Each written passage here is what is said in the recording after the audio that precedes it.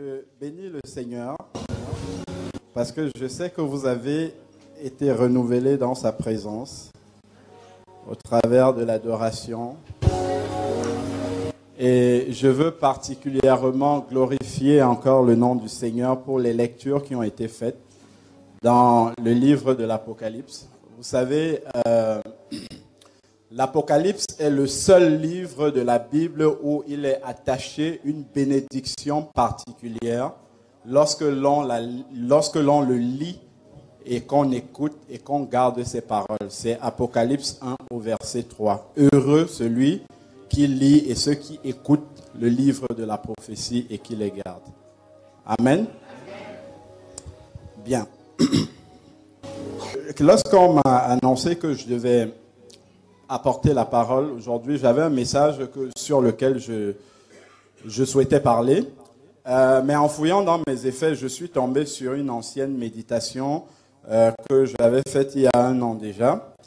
Et comme ça, le Seigneur m'a mis à cœur de parler justement sur ce qui était dans cette méditation-là. C'est une parole très importante et qui fait suite justement aux différents messages qu'on voit depuis que j'ai commencé à apporter la parole au mois de juin, c'est-à-dire sur le retour de Jésus. On va continuer dessus. Amen. Je vais faire un petit chant avant pour que nous disposions nos cœurs à écouter cette parole, ô combien importante, parce que je sais qu'il y en a un qui n'est pas content de la parole que vous allez entendre aujourd'hui et qui sera là pour vous faire l'oublier dès que vous aurez traversé le seuil de la porte de l'église. C'est une parole qui est très, très, très importante. Amen. Amen. Pour ceux qui connaissent le chant, ils pourront chanter avec moi. Voici la fin de mes souffrances, parce qu'en Jésus, je suis sauvé. J'ai la victoire sur tout ce monde. Un jour j'irai près du ciel. J'irai là-bas parmi les anges, près d'Emmanuel me consoler, passant mon temps à la louange, dirager un grand mais, oh j'irai là-bas parmi les anges, près d'Emmanuel me consoler, passant mon temps à la louange, dirager.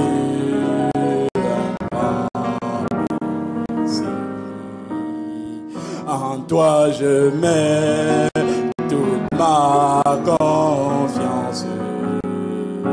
Jésus mon ami me soutient. Je suis parti de ta présence. Mon cœur en paix ne craint de rien. J'irai là-bas parmi les anges, près d'Emmanuel me consoler, passant mon temps à la louange, dire à Jésus un grand merci. Dans ce moment, je suis devenu citoyen du ciel. J'ai une nouvelle vie en Jésus. Ma vie passée a été clouée. peux plus y retourner. J'irai là-bas parmi les anges, près d'Emmanuel me consoler, passant mon temps à la louange, dire à Jésus un grand merci.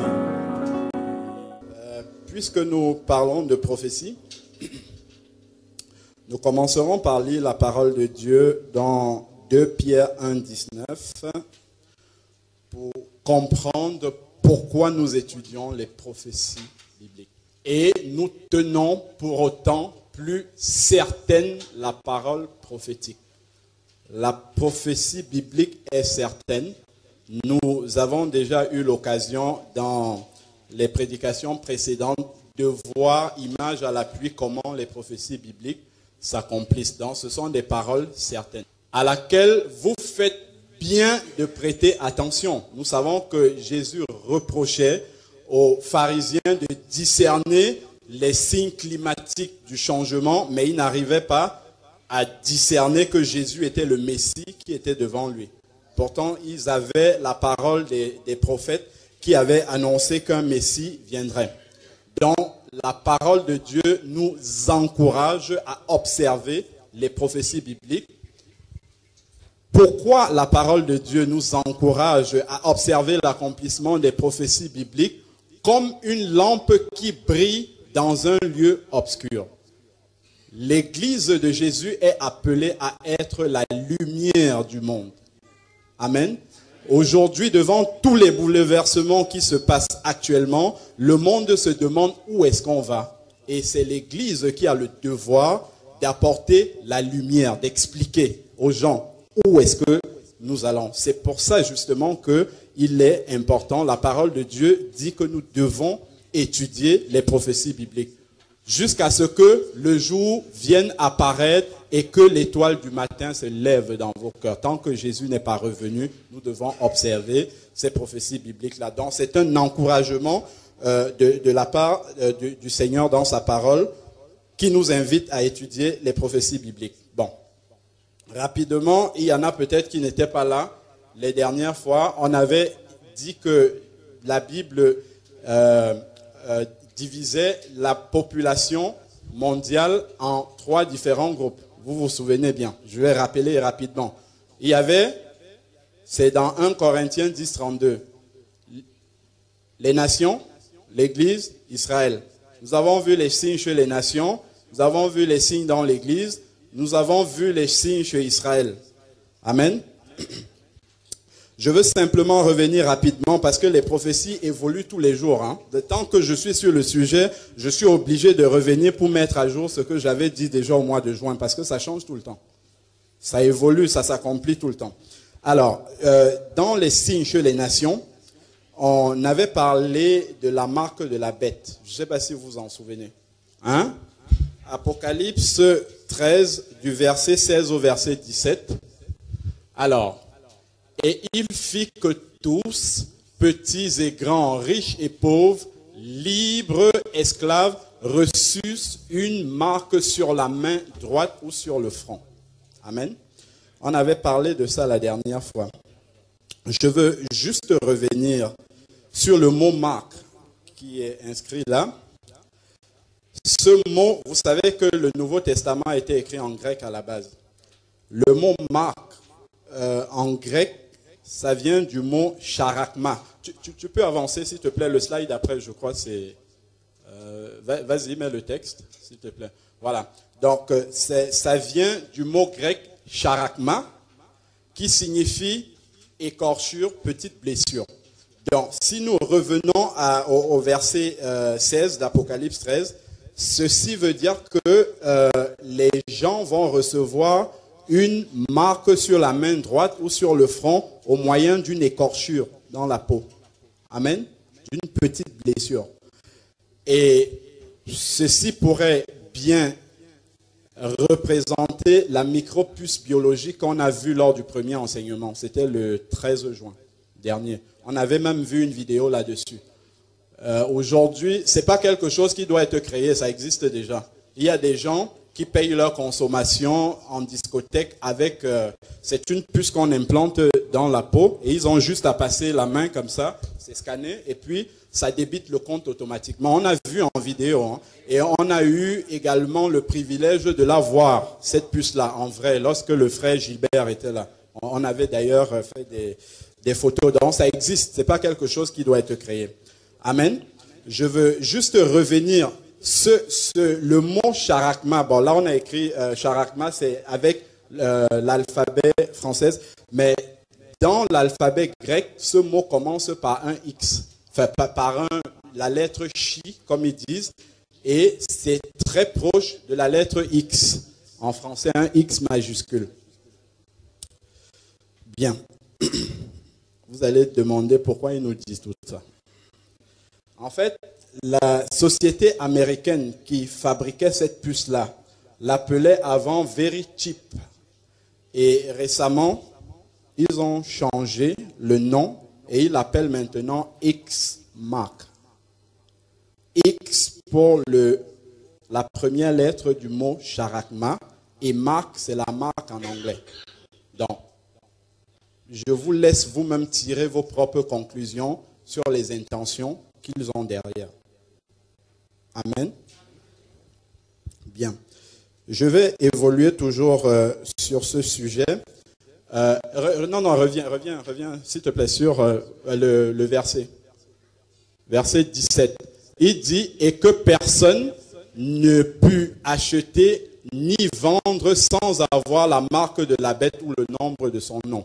Pour que les gens ne puissent pas acheter ni vendre, bon, déjà vous vous demandez comment est-ce que c'est possible. Est-ce qu'il y a quelqu'un dans la salle qui n'a pas de carte bancaire? Rassurez-vous, la carte bancaire n'est pas la marque de la bête. C'est simplement pour vous dire qu'il existe déjà, ce sont des moyens auxquels on nous habitue déjà pour nous conduire dans une direction. Ça, vous voyez, ce sont des dispositifs qui nous conduisent vers quelque chose. Bon, bref, c'était entre parenthèses la carte bancaire. Alors, donc, pour que ça soit applicable, il faut qu'il y ait des lois. Puisque la puce existe, il faut maintenant des lois pour que ça devienne obligatoire pour les uns et les autres, ou en tout cas encouragé dans un premier temps. Amen. Bon, justement, puisqu'on parle de loi, je vais revenir sur une information que j'ai lue sur le site du frère Henri Viau-Murat, qui nous a déjà apporté la parole ici plusieurs fois, et que j'ai pris la peine de vérifier, et c'est vrai, je vous encourage à vérifier vous aussi. Alors, c'est le projet de loi sur la santé du président américain. Donc, ce projet de loi est baptisé HR 3200. Donc, si vous cherchez sur Internet, vous tapez HR 3200 projet de loi sur la santé et vous aurez les informations. Je vais vous dire une partie de ce qui est écrit dans ce projet de loi-là. On en a beaucoup parlé à la télé et ça a été adopté en 2010. Tout le monde est au courant de ça. Le projet de loi sur la santé aux États-Unis s'est adopté déjà en 2010. Bon, je vais vous lire une information. Dans le projet de loi d'Obama sur la santé HR 3200, à la page 1001, donc on peut vérifier, il est prévu que tous les Américains seront implantés d'une micropuce dans le but de créer un registre national. Le micropuçage commencera 36 mois, soit 3 ans, sous le nouveau projet de loi concerné. Soyons témoins du document officiel FDA, c'est Food and Drug Administration, daté du 10 décembre 2004, intitulé, je vous lis la traduction en français, Document d'orientation spéciale de classe 2. Alors, qu'est-ce qui est dedans? Système de transpondeur implantable à radiofréquence pour l'identification des patients et les informations relatives à la santé. Je ne vous résume pas, je vous lis ce qui est écrit pour que vous compreniez que ce ne sont pas des choses qu'on invente, hein, ce sont des choses que vous pouvez vérifier vous-même. Alors, dans ce document à 10 pages et peut être lu sur le site internet de la FDA, Bon, j'ai le lien ici, pour ceux qui le veulent, je pourrais donner. Soyez également témoins de la formulation utilisée dans le projet de loi HR 3200. Donc, je vous lis également. Voilà, loi 2009 concernant les choix de santé financière abordables de l'Amérique se trouve sur le site du Congrès. Bon, je vous passe les détails. Alors, et il y a le lien également. À la page 1001 se trouve un sous-titre C. C'est intitulé « Registre national des dispositifs médicaux ». Et ce sous-titre-là stipule la chose suivante.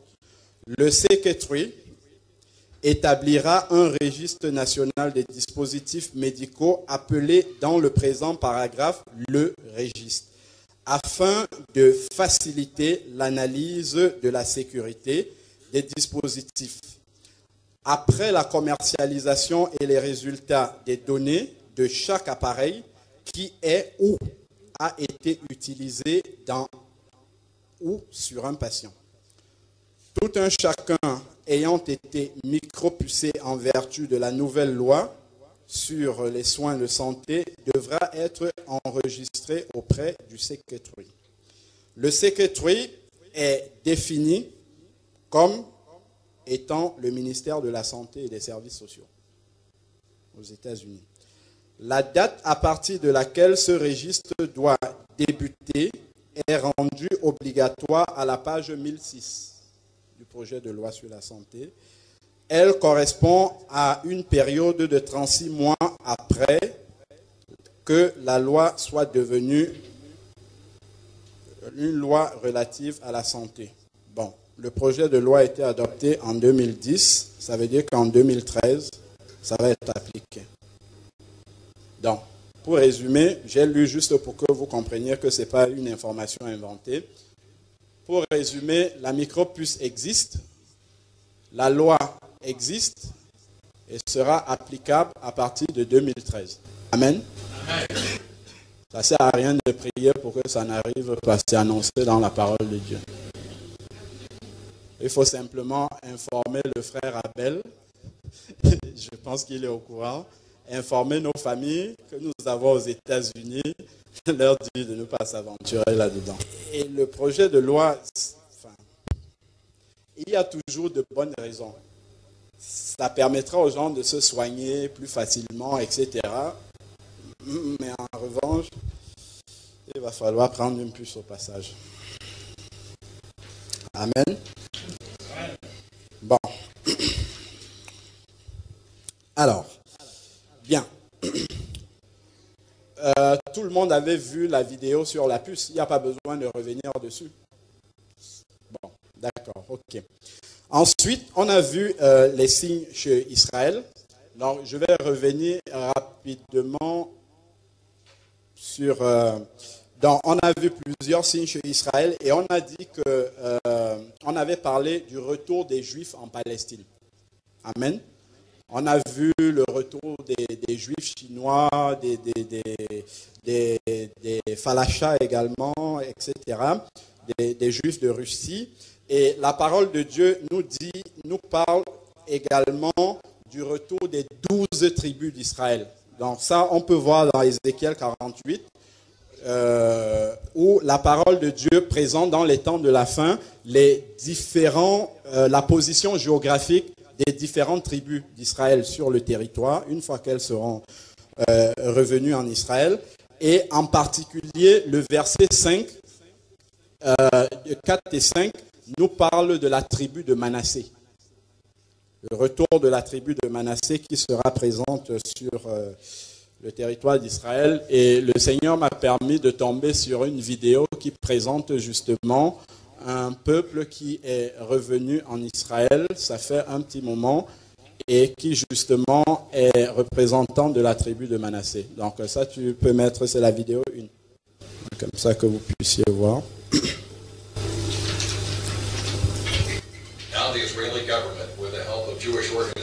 Bon, je vais traduire après en français rapidement. C'est pas... Chris Mitchell has their story now from Jerusalem. You're seeing members of the lost tribe of Manasseh come back to the promised land. Recently, they joined with family members who had already immigrated to Israel for a tearful and emotional reunion at Israel's Ben Gurion Airport. This group is part of the largest group in the tribe's history, 218, to return from India and resettle in the land of Israel. Today is one of the most happiest day for the Bnei Manasseh history, because we never had a large group like this that make Aliyah. The Jewish Agency believes the tribe of Manasseh is located in northeastern India in the states of Mizoram and Manipur. We are convinced that they are Jewish and they are from the tribe of Bnei Manasseh. It's our duty to bring them, so we'll do that. The flight from India to Israel lasted only 7 hours, but the arrival of the Bnei Manasseh has been a journey nearly 3,000 years in the making. I think what's happening today is nothing less than a miracle of biblical and historic proportions. Michael Freund is the chairman of Shavei Israel, an organization dedicated to bring lost Jews back to Israel. 27 centuries after the tribe of Manasseh was exiled from the land of Israel, their descendants are coming home. This is the fulfillment of everything the prophets foretold. God promised us in the book of Isaiah, "Berachamim gedolim akabsech," that with vast mercy shall I gather you in. And that's what we're seeing. For many of these Bnei Manasseh, coming to Israel is a lifelong dream. How long have you been waiting to come to Israel? It's a long time. From childhood. 7,000 Bnei Manasseh remain in India and hope to come to Israel. In the meantime, these members of the tribe of Manasseh will start making the adjustment to a new life in Israel. They're the latest Jews to fulfill what the prophets foretold thousands of years ago, the ingathering of the exiles.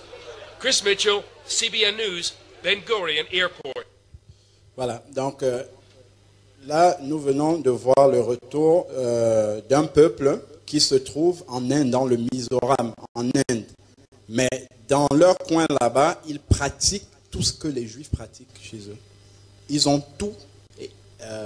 toute la même culture et ils ont un descendant, enfin un ancêtre, voilà, qui s'appelle Manassé. Et ce n'est pas du jour au lendemain comme ça qu'on se déclare être d'une tribu d'Israël. Quand vous vous déclarez être d'une tribu d'Israël, il y a tout un comité, il est passé là le représentant de ce comité qui étudie. En fait, ils ont gardé les documents historiques des routes empruntées par les différentes tribus et eux, ils peuvent authentifier si vraiment il y a une tribu qui allait dans la direction qui va jusqu'à votre territoire. Donc, pour être authentifié comme ça, ça met des années d'études. J'ai suivi un autre documentaire où il y a des Juifs qui sont partis d'Israël et même des États-Unis pour aller vérifier sur le territoire de ces Indiens-là pour voir vraiment si c'est une tribu d'Israël. Et en plus de ça, la dernière fois, on avait parlé également du Aaron Y chromosome. Je ne sais pas si vous vous en souvenez. Voilà. Justement, aujourd'hui, ils arrivent même scientifiquement à partir du chromosome de Jacob à déterminer qui est vraiment juif. Et ce que vous voyez arriver là, c'est pas toute la tribu qu'on a pris. On fait des examens médicaux individu par individu pour attester que chaque individu est réellement de la tribu dont il parle. Donc c'est une vraie prophétie qui s'accomplit. Amen. Bon, il y a une deuxième vidéo sur eux, on va la passer, on va pas s'arrêter dessus, on va avancer. Ensuite, on avait parlé de la guerre des 6 jours. Vous vous en souvenez, c'est dans Luc 21 au verset 24, quand Jésus parle en fait de la destruction de Jérusalem et il dit que Jérusalem sera foulée aux pieds par les nations, c'est-à-dire occupée par les nations jusqu'à ce que le temps des nations soit accompli. Et on avait vu qu'en 67, justement 2600 ans après, Jérusalem est revenue aux Juifs. Ça avait été occupé par les Babyloniens, les Mèdes et les Perses, ensuite les Grecs, les Romains, les Turcs, Ottomans, les Anglais également, la Jordanie, etc. Et en 67, une guerre qui a fait 6 jours seulement. Je vous avais raconté en vous donnant les chiffres, etc., pour voir comment le Seigneur est intervenu miraculeusement pour donner en 6 jours la victoire au peuple d'Israël sur toute une coalition de nations arabes. Bon, je vous l'avais dit avec des mots, mais le Seigneur m'a permis de tomber sur une vidéo faite par un juif, justement, qui raconte la guerre des 6 jours, heure par heure. Et justement, il a fait pour les Juifs, parce que les Juifs ne reconnaissent pas dans ces victoires-là la main du Seigneur. Il y a à peu près 20% des Juifs qui sont pratiquants et puis le reste qui sont athées comme ça. Et donc lui, il a fait cette vidéo pour dire à ses frères, c'est le Seigneur qui nous a donné la victoire et non la puissance de notre armée. Donc, ce que je vous invite de voir dans le reportage, c'est la vidéo 3, c'est faites attention au moment du début de chaque bataille et la fin, pour voir vraiment que c'est la main du Seigneur qui agit dessus. Et il revient aussi sur la guerre du Kippour en 73. J'avais parlé d'un témoignage de la main du Seigneur qui était apparue pour chasser les Syriens dans le nord. Il en parle aussi. Donc, Le 5 juin 1967, Israël est entouré de toutes parts et la guerre commence. Le front égyptien, jordanien, irakien, l'Arabie Saoudite, des guerriers issus des terroristes palestiniens, le front syrien et le front libanais. 7h46, les avions de l'armée de l'air attaquent les aéroports dans le Sinaï en Égypte et en moins de 2 heures, 450 avions ennemis sont détruits. 8h15, la division Tal sort en direction du sud de la bande de Gaza et vers le site de Rafia. 10h15, la brigade numéro 7 part en direction de Khan Younes. 19h, 2 régiments de tanks de la brigade numéro 7 pénètrent à El Arish. Le 6 juin à 6h du matin, la division Sharon finit de prendre possession de Maharoum Katef et Abu Aghela. 13h, Gaza est conquise. 16h, Ras El Nakeb est conquise. 18h30, le carrefour de Jabel Nib est conquis. 20h, l'armée égyptienne reçoit l'ordre de se retirer. En 2 jours seulement, ce front est terminé. De l'autre côté, il y a le front jordanien face à Jérusalem. 9h45, les Jordaniens bombardent Jérusalem et le centre du pays. 12h, les avions irakiens et jordaniens attaquent Israël. 12h25, on commence la riposte, attaque des avions en Jordanie. 13h, les Jordaniens s'emparent d'Armon Anatsiv. 15h, Israël attaque l'aéroport A3 en Irak et le détruit complètement. 15h30, on reprend Armon Anatsiv. 9h26, Sourbacher et Moussava Pahamon sont conquis. 19h30, des canons jordaniens bombardent Tel Aviv. Le 6 juin à 3h du matin, Latroun est conquise. 5h30, la brigade numéro 45 pénètre dans Jenin.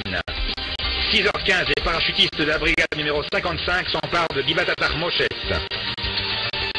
8h du matin, la conquête du nord de Jérusalem est terminée. 10h du matin, c'est Givat Amistar. Et à 13h, on termine la conquête de Jenin. 17h, Shrem est conquise. Le tombeau de Yosef. On arrive à Yosef, notre ancêtre. 17h20, c'est au tour de Kalkilia. 19h, c'est Ramallah. Et à minuit, l'armée jordanienne reçoit l'ordre de se retirer. Le 7 juin, soit le 28 Iyar Koach en hébreu, il a montré la force de ses actes à son peuple afin de leur donner l'héritage des peuples. À 10h du matin, on rentre dans la vieille ville. Et à 10h15, le mont du Temple est entre nos mains.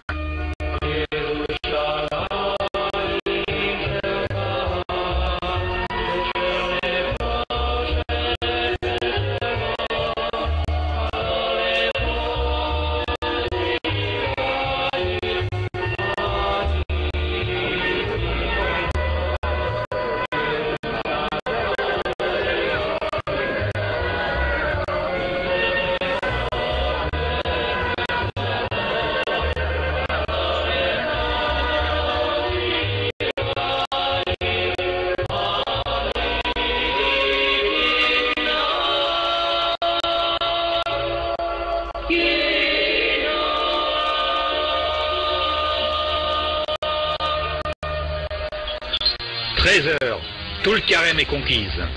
À midi, le combat est terminé. Que faire maintenant? On reçoit l'ordre de se diriger vers le Gouche Etzion. Et à 18h, Gouche Etzion est conquise. À 19h30, Jéricho est conquise. Remarquez bien, à 9h45, le front jordanien a commencé et à 10h15, le mont du Temple est déjà entre nos mains. Après 24h30, comment un peut-il poursuivre 1000 et 2 mettre en fuite 10 000? En 3 jours, la vieille ville, tout le Carême et Shrem sont entre nos mains. On commence la semaine avec une guerre et mercredi, presque tout est entre nos mains.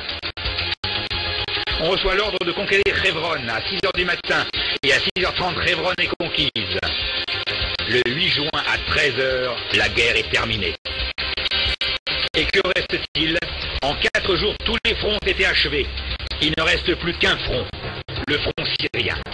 Le front syrien était complètement abandonné. Les avions syriens ont attaqué Haïfa et Rosh Pina, mais nous n'avions pas assez d'armées pour y poster. Le 9 juin, 4 jours après le début de la guerre, à 7h20 du matin, le ministre de la Défense ordonne d'attaquer le Ramat HaGolan. À 11h30, la brigade numéro 8 se prépare et commence le combat contre les Syriens dans le nord de Ramat HaGolan. À 11h30, début du combat. À 18h30, cessez le feu. 7 heures de combat et la guerre est terminée. C'est la fin de la 7e année.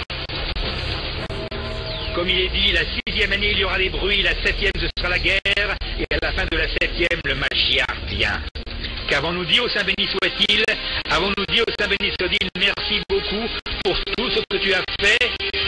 Avons-nous dit, ce jour, Dieu nous l'a fait, allons nous réjouir?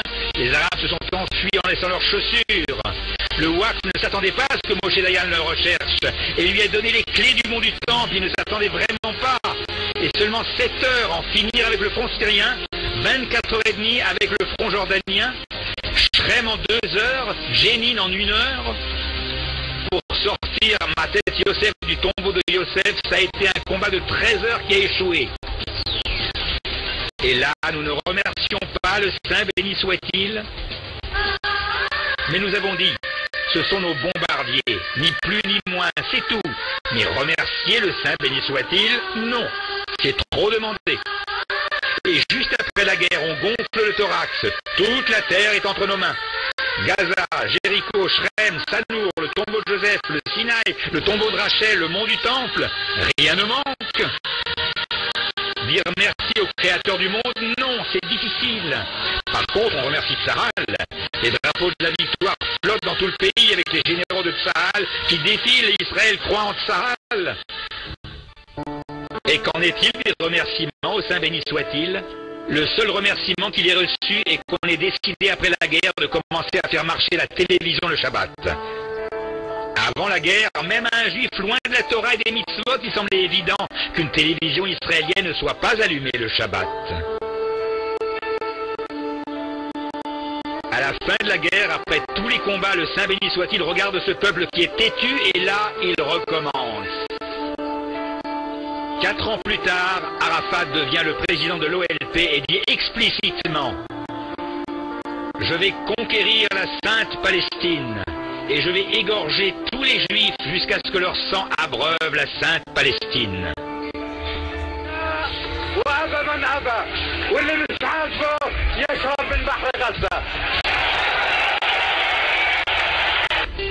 Le Créateur du monde attend la réaction du peuple d'Israël qui ne comprend toujours pas les allusions.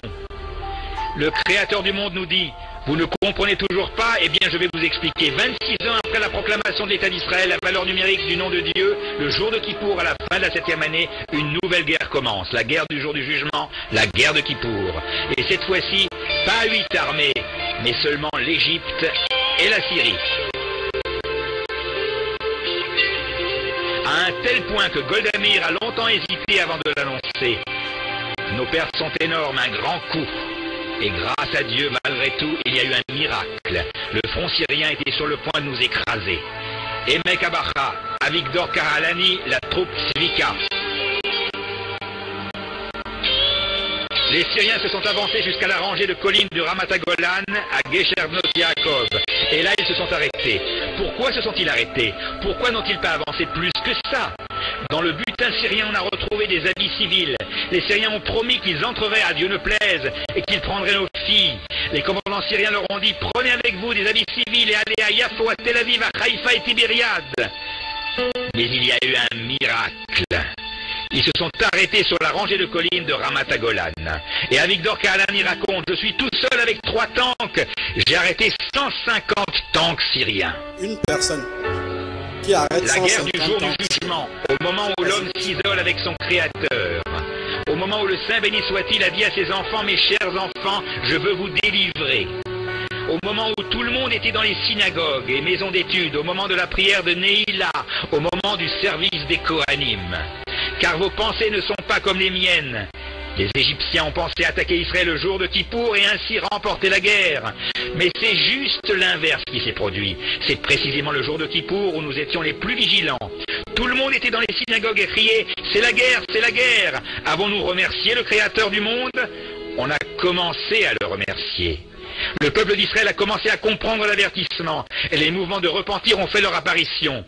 La yeshiva Dor HaChaim, Dor Sameach, Machon Meir et bien d'autres, les gens commençaient à réfléchir et ils voyaient le nom de Dieu dans la guerre du jour du jugement.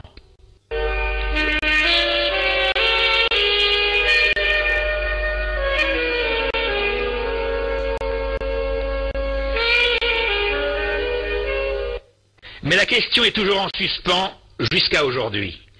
Comment se fait-il que les Syriens se soient arrêtés sur la rangée de collines de Ramat Golan? La réponse est écrite par un combattant du Mossad qui a questionné le commandant de la 9e division syrienne dans le Ramat Golan.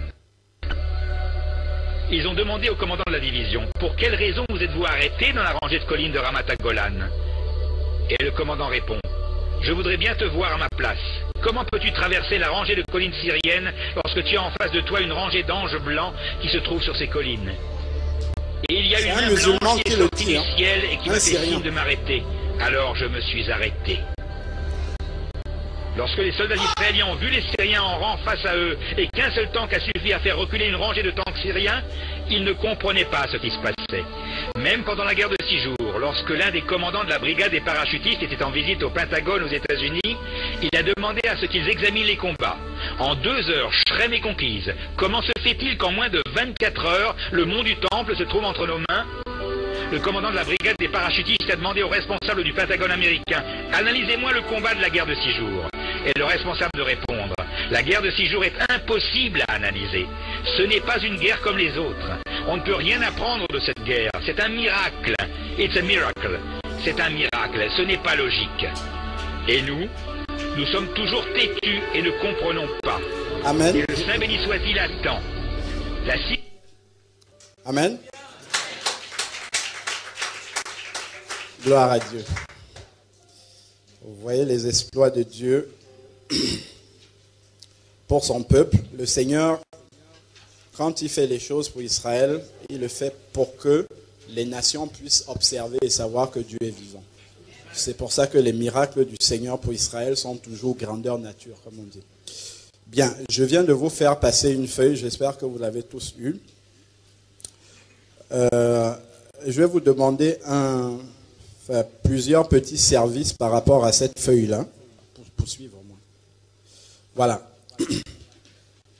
Alors, cette feuille-là va être un peu le canevas de ce qu'on va étudier, mais je pense qu'on n'aura pas le temps de terminer.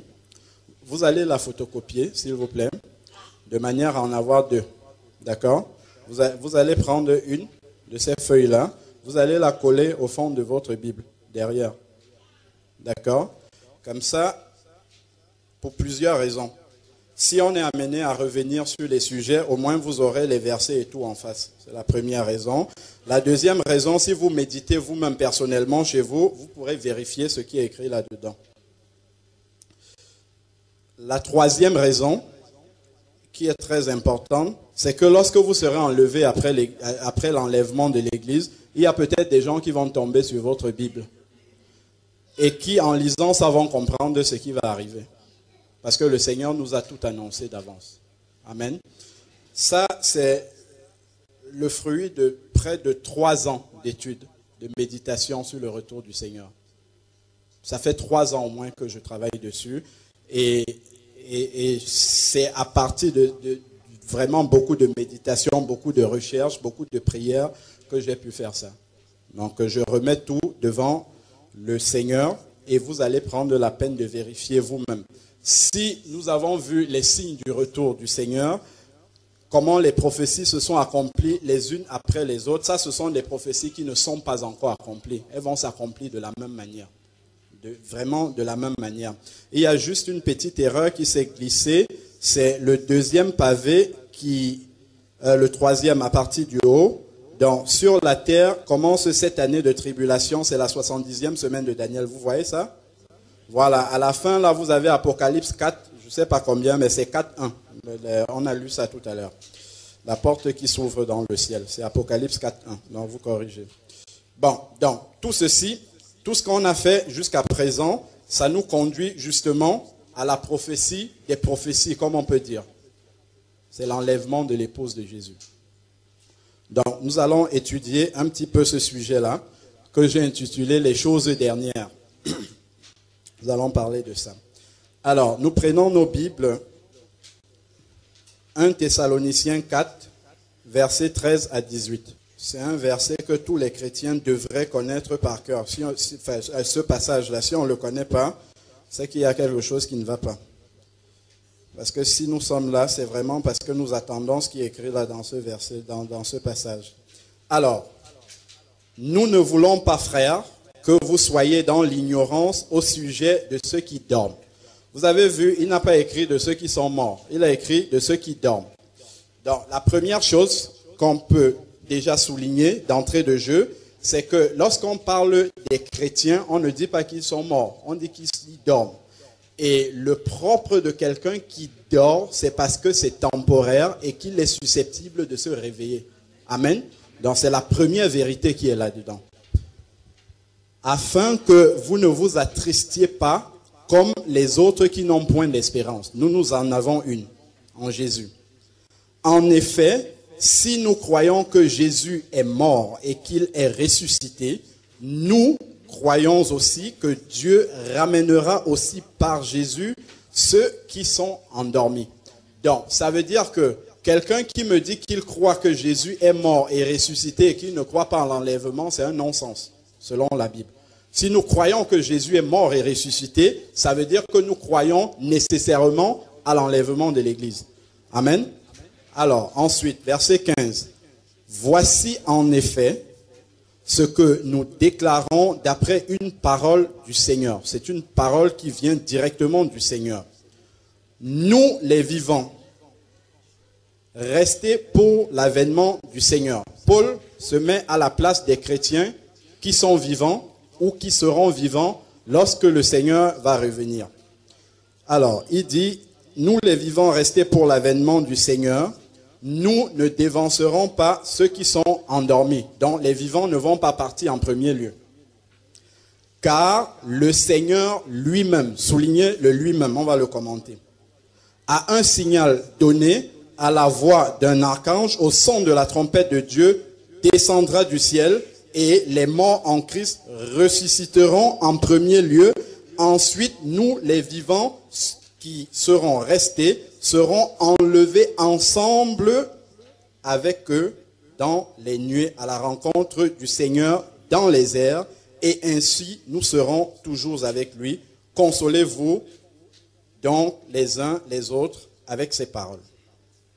Amen. Alors, ici, il nous dit le Seigneur lui-même. Il y a quelque chose de très important dans le lui-même, c'est que c'est la rencontre de l'épouse du Seigneur. Il ne laisse pas cette prérogative-là à n'importe qui. Il aurait pu envoyer les anges pour venir prendre l'église, mais il se déplace lui-même de son trône. C'est une vérité très importante qui nous montre combien l'épouse, l'église du Seigneur est précieuse à ses yeux. C'est une épouse que le Seigneur s'est acquise au prix de sa vie, au prix de son sang sur le bois de Golgotha. C'est vous dire, frères et sœurs, combien vous êtes importants individuellement, chacun individuellement, pour le Seigneur. Il se déplace lui-même pour venir prendre son épouse. Amen. J'irai même plus loin. Vous rappelez un verset, c'est dans Matthieu 11, 11, où Jésus rend témoignage à Jean-Baptiste comme étant le plus grand des prophètes de tous les temps. Mais Jésus complète ce verset en disant, le plus petit dans le royaume des cieux est plus grand que lui.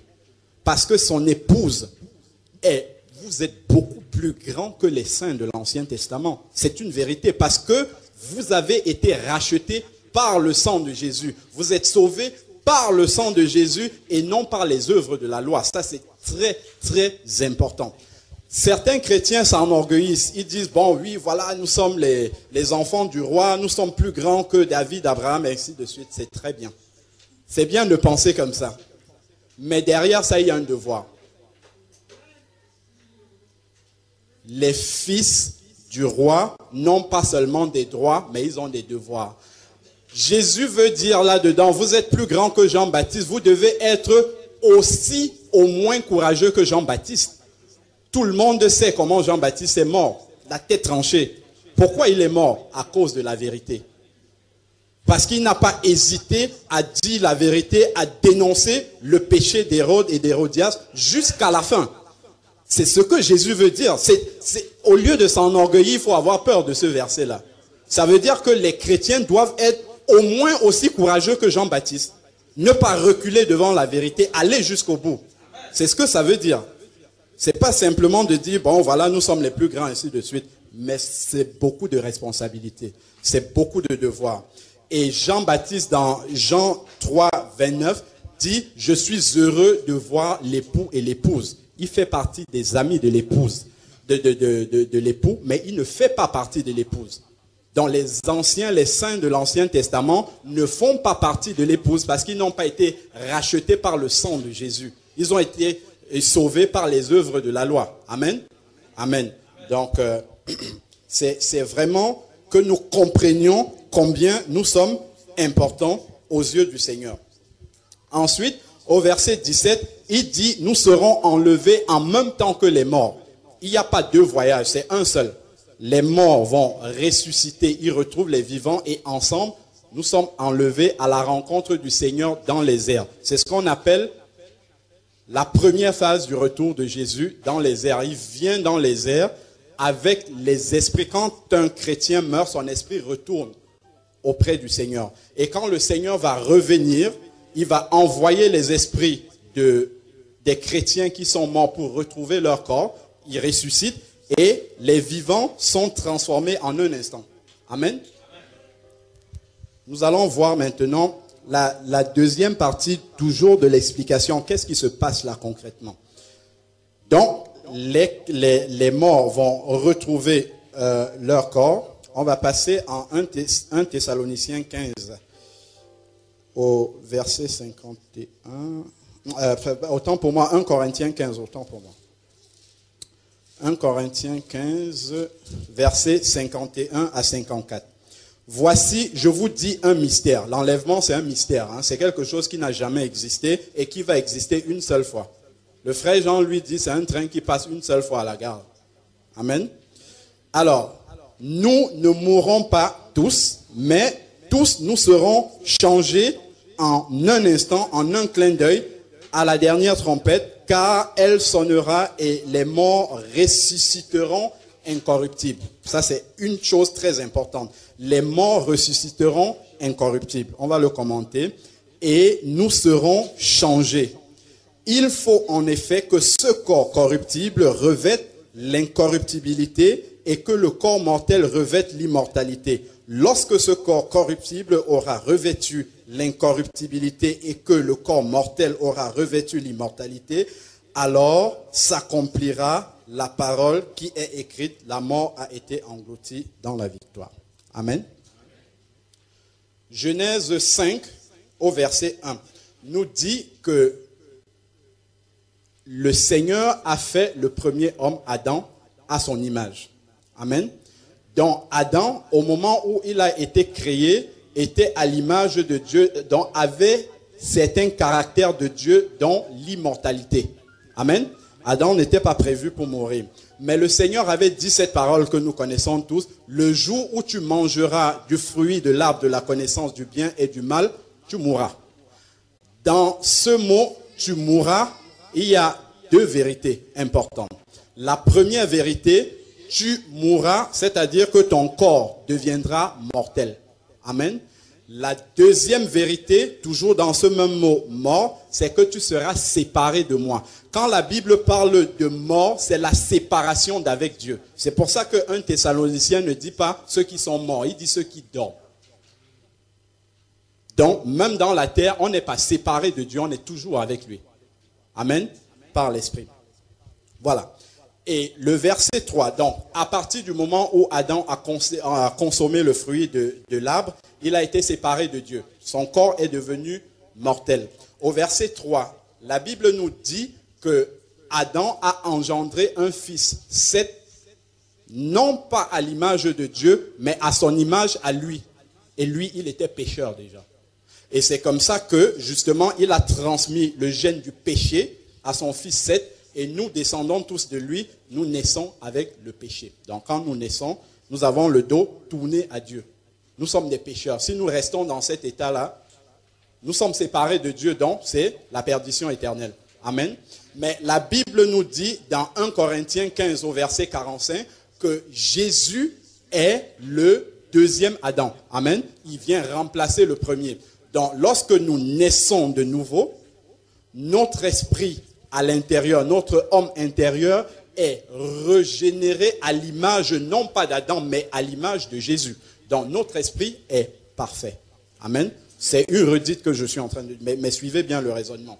Donc, dans l'esprit, nous sommes parfaits. Mais le corps n'est pas régénéré. L'âme, le siège des émotions, des sentiments, etc., n'est pas régénéré. Amen. Dans notre corps, malgré notre nouvelle naissance, réside toujours une puissance de péché et de mort que la Bible appelle la chair. Voilà pourquoi nous sommes toujours mortels.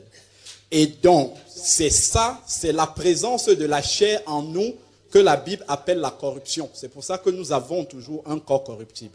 Et donc, au moment de l'enlèvement, les vivants vont subir ce qu'on appelle une résurrection vivante. C'est-à-dire qu'ils ne vont pas passer par la mort. Une transformation en un clin d'œil. Et cette transformation-là, en fait, c'est la chair que nous avons en nous qui va être extirpée en une fraction de seconde. Une fois que la chair est retirée, on devient incorruptible immédiatement. Puis toutes les infirmités qu'on peut avoir vont être corrigées pour que nous ayons un corps glorieux à l'image du corps de Jésus lors de sa résurrection. Voilà exactement ce qui va se passer au moment de l'enlèvement. Donc la prochaine fois que le frère Jean lui va demander comment va se passer l'enlèvement, je pense que toute l'Église pourra lui expliquer clairement. Je vais résumer. La trompette sonne, les morts, le Seigneur descend et reste dans les airs. Il envoie les esprits de ceux qui sont morts pour retrouver leur corps. Ceux qui sont partis dans les mers, ainsi de suite, qui sont morts de plusieurs manières, retrouvent leur corps. Les vivants sont transformés en un instant. La chair sort. On ne va pas le voir, c'est instantané. La chair sort. Ceux qui ont des infirmités vont être reconstitués de manière glorieuse. Et puis, nous montons rencontrer le Seigneur. C'est simple pour nous tous. C'est clair. C'est ce qui va se passer à l'enlèvement. C'est aussi simple que ça. Donc si le frère Jean lui pose la question, nous lui expliquons ça clairement. Si un païen nous demande dehors comment ça va se passer, il faut que nous soyons capables de lui expliquer ce qui va se passer. C'est un mystère, simplement, mais aussi simple que ça. Amen. C'est clair pour tout le monde? Bon. Alors, bien. Qu'est-ce que cela signifie? Tout à l'heure, j'ai parlé de 1 Corinthiens 1,45 où Jésus est le deuxième Adam. Ça veut dire que pour être enlevé, il faut nécessairement être né de nouveau. Il faut être sûr de ça. Il faut être sûr qu'on est né de nouveau. Si notre esprit n'a pas été recréé, puisque c'est une épouse parfaite et irrépréhensible, sans tache ni ride qui va être enlevée, il faut que l'esprit qui retourne au Seigneur soit pur. C'est-à-dire recréé à neuf. Ça c'est impératif. Et ça, on le voit dans Romains 8, du verset 9 à 13. Voilà. Pour vous qui ne viviez pas selon la chair, mais selon l'esprit, si du moins l'esprit de Dieu habite en vous, si quelqu'un n'a pas l'esprit de Christ, il ne lui appartient pas. Verset 10, et si Christ est en vous, le corps, il est vrai, est mort à cause du péché, mais l'esprit vit à cause de la justice. Donc il faut que celui qui meurt ait l'esprit de Christ en lui pour pouvoir être ressuscité. C'est un esprit qui appartient à Christ qui va être ressuscité. Si on lit la suite, c'est ce qu'il dit. Bon, je ne vais pas trop rester là-dessus. Bon, la vidéo 4, c'est une petite vidéo que j'ai trouvée sur Internet qui parle un peu de l'enlèvement. Ce n'est pas exactement comme ça que ça va se passer, je ne pense pas. Mais au moins, ça permet de donner une image assez fidèle aux Écritures. Pour ceux qui aiment bien se donner une image, c'est très important. Et puis, il y a des choses que nous pouvons apprendre au travers de cette vidéo-là. Deux images qui retiennent mon attention. Ce sont des gens qui sont dans l'église et il y en a qui sont restés. Je ne sais pas si vous avez vu. La deuxième image, c'est la femme qui est restée et toute sa famille est partie. Donc, nous comprenons ce que ça veut dire. Les images parlent d'elles-mêmes. C'est un sujet que nous devons prendre très au sérieux. Donc, on peut encore avancer un peu. Ok. Alors, donc, on va lire dans Luc 17, justement. C'est bien qu'on ait vu ça. On va partir justement sur ce que nous venons de voir. Gardez bien les images en tête. Dans Luc 17, versets 34 à 36. Je vous le dis, en cette nuit-là, de deux personnes qui seront dans un lit, l'une sera prise et l'autre laissée. De deux femmes qui moudront ensemble, l'une sera prise et l'autre laissée. De deux hommes qui seront dans un champ, l'un sera pris et l'autre laissé. Bon, déjà, avant de commenter même le verset, je veux simplement vous faire remarquer qu'on parle de deux personnes qui sont dans un lit, c'est probablement la nuit. Et il dit même en cette nuit-là. Et ensuite, on a des gens qui sont dans un champ. C'est probablement le jour. On ne travaille pas la nuit au champ. Ça veut dire que la Bible parle des fuseaux horaires différents.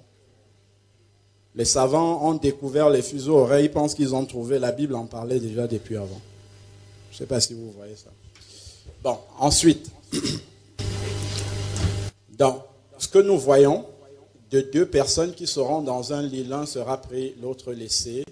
De deux femmes qui moudront, l'une sera prise, l'autre laissée. Bon, c'est simplement un rappel que c'est un message qui est d'abord individuel. Donc, ce que Sœur Marie pense de ce message, de ce qu'on vient de voir, et ce que la sœur à côté pense, c'est chacun qui est responsable de ce qu'il a entendu aujourd'hui. C'est ce que ça veut dire. On peut s'asseoir pour préparer le retour du Seigneur, pour se rapprocher du Seigneur collectivement dans l'Église, mais c'est d'abord une préparation individuelle. C'est d'abord individuel, c'est ce que ça veut dire. Si mon épouse prépare bien le retour du Seigneur, ça ne veut pas dire que je serai automatiquement pris. Ce n'est pas ce que ça veut dire. Mais pour autant, on prie ensemble, on partage beaucoup de choses ensemble, mais lorsque la trompette va sonner, elle peut entendre et moi je n'entends pas. C'est ce que ça veut dire. Donc, et les images ont été là pour appuyer. C'est vraiment pour ça que je voulais qu'on garde ça en tête. Bon, maintenant, j'ai un message pour les jeunes.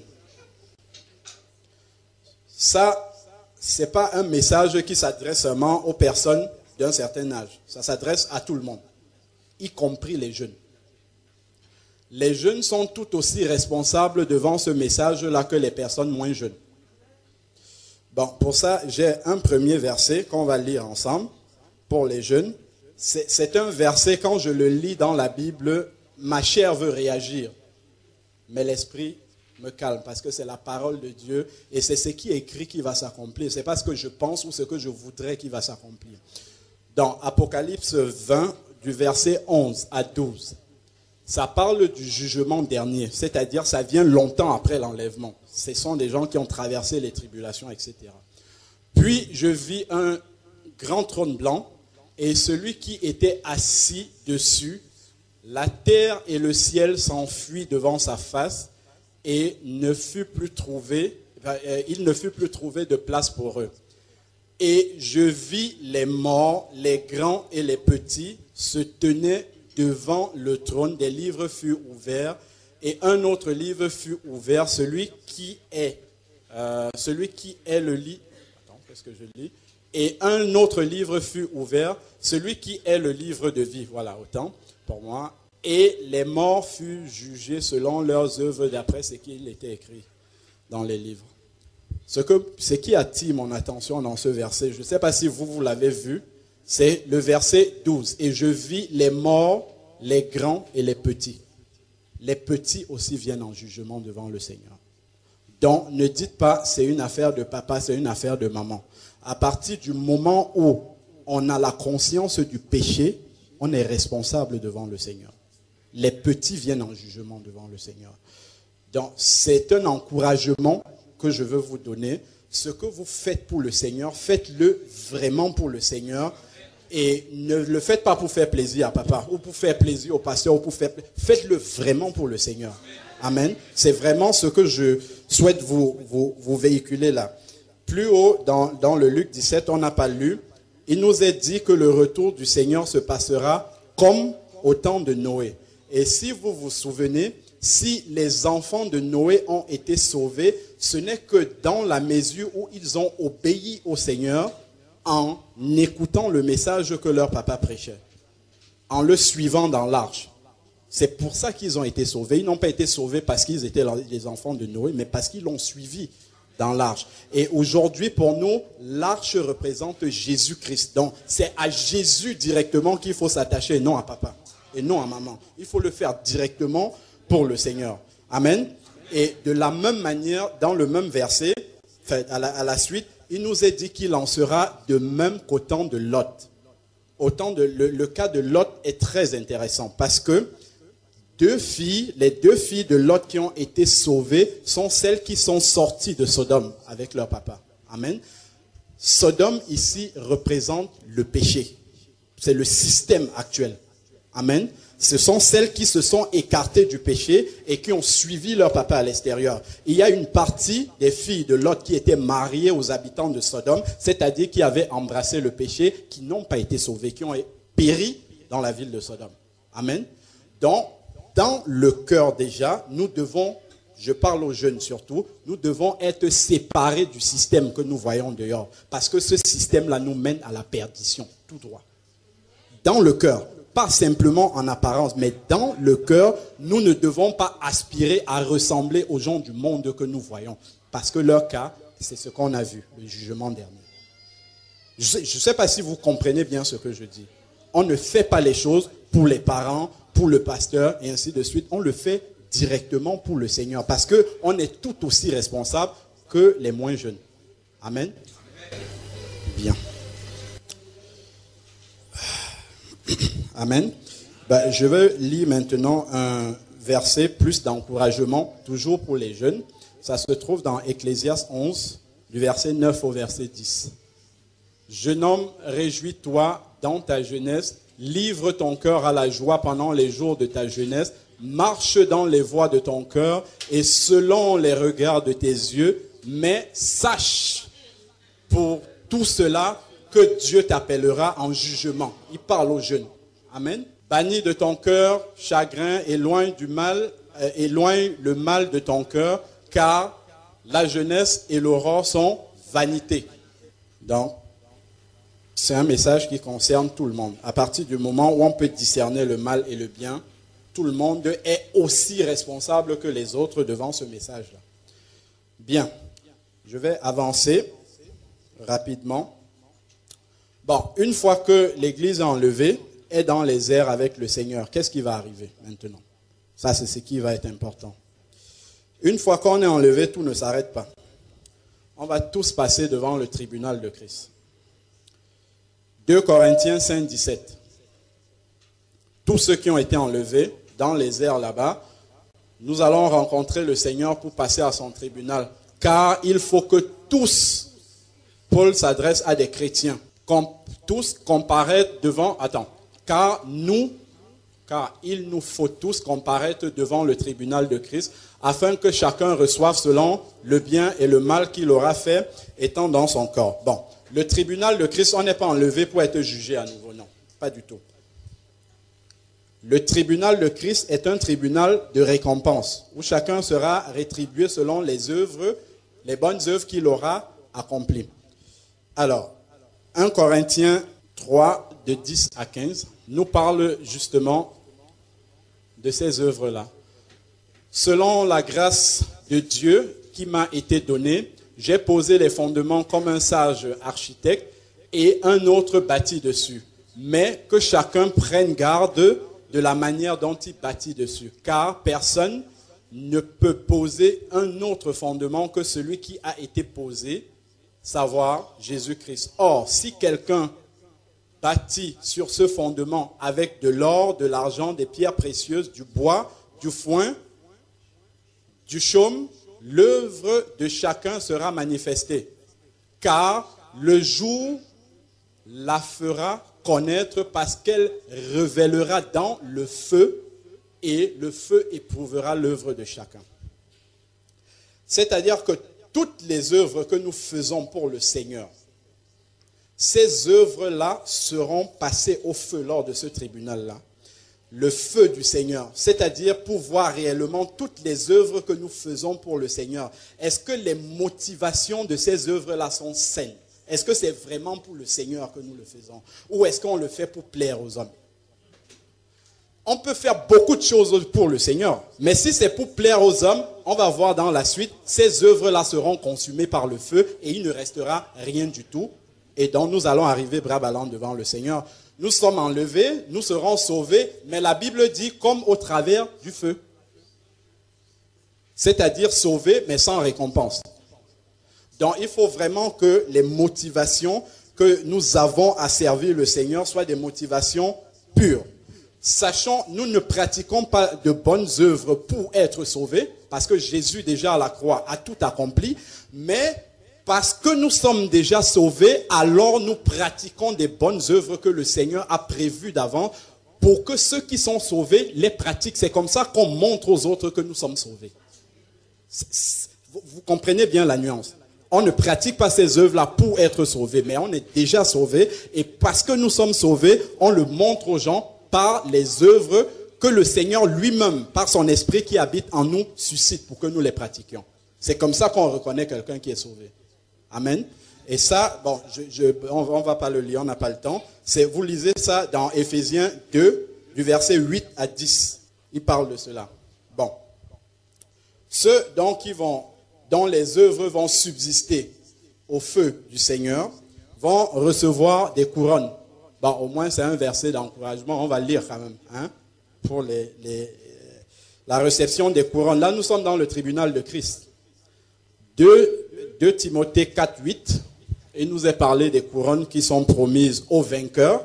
Pour être un vainqueur, il faut avoir combattu. Si on ne combat pas, on n'a rien vaincu. Amen. Désormais, la couronne de justice m'est réservée. Le Seigneur, le juste juge, me la donnera dans ce jour-là, et non seulement à moi, mais encore à tous ceux qui auront aimé son avènement. Jacques 1, verset 12, nous parle également de couronne. Heureux l'homme qui supporte patiemment la tentation, car après avoir été éprouvé, il recevra la couronne de vie que le Seigneur a promise à ceux qui l'aiment. Amen. Donc, on a 1 Pierre 5 également au verset 4 qui parle de couronne. Lorsque le souverain pasteur paraîtra, vous obtiendrez la couronne incorruptible de gloire. Donc, le tribunal de Christ, c'est justement pour rétribuer la persévérance des chrétiens dont les œuvres ne seront pas consumées par le feu en leur donnant des couronnes. Et donc, d'autres n'en auront pas, comme on l'a dit. Bon, après le tribunal de Christ, on a lu tout à l'heure dans 1 Thessaloniciens 4.1, c'est le verset que vous avez corrigé tout à l'heure, qui montre une porte qui s'ouvre dans le ciel et Jean est happé. Jean, en fait, est une image de l'Église qui est enlevée. Puis ensuite, tout ce qui vient après, Jean le regarde depuis le ciel. Amen. Donc, il regarde depuis le ciel ce qui se passe sur la terre. Donc, l'Église est enlevée et il y a une série d'événements qui se passent sur la terre. Et ça, ce sont les 7 années de tribulation. Bon, ça, vous avez toute la suite des événements qui vont arriver sur le papier. Donc, vous pouvez vérifier vous-même. Il nous est parlé également des résurrections. Tout le monde ne ressuscite pas en même temps. L'Antichrist qui va arriver, ce qu'il va faire, les Juifs, ce qui va leur arriver, ceux qui seront marqués du signe du Seigneur pour annoncer la parole, ainsi de suite. Donc vous allez lire, tout est indiqué là-dessus. Amen. Bon, là, j'ai plus axé sur ce qui concerne les chrétiens. Maintenant, ceux qui seront restés après l'enlèvement, normalement, ça ne nous intéresse pas, mais nous pouvons lire pour comprendre ce qui va arriver. Amen. Amen. Je rends grâce au Seigneur. J'espère que vous avez été bénis par le message, que vous avez compris l'essentiel et l'importance de ce message-là. Que nous sommes tous concernés par le message. Je vais prier le Seigneur.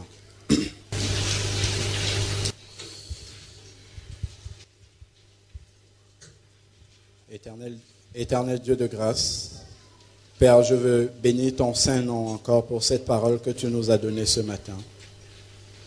Seigneur Dieu, ce n'est pas la parole d'un homme que nous avons écoutée, Seigneur, mais c'est une parole qui vient du trône de ta grâce, Seigneur.